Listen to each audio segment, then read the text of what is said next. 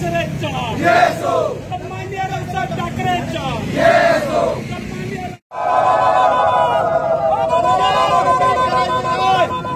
अरे या ऊर्जा मंत्र्याच्या करायच्या काय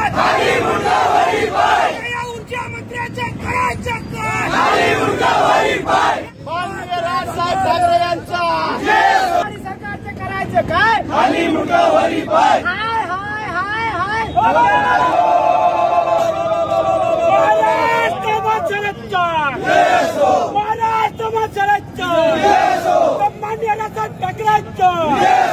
महाराष्ट्र नवनिर्माण सेनेतर्फे सन्माननीय रावसाहेब ठाकरे यांच्या आदेशानुसार आज संपूर्ण राज्यभर प्रत्येक जिल्ह्यात सन्माननीय रावसाहेब ठाकरे यांच्या निवेदन यांच्या लेटर पॅडवर प्रत्येक जिल्हाधिकाऱ्याला देण्यात येत आहेत।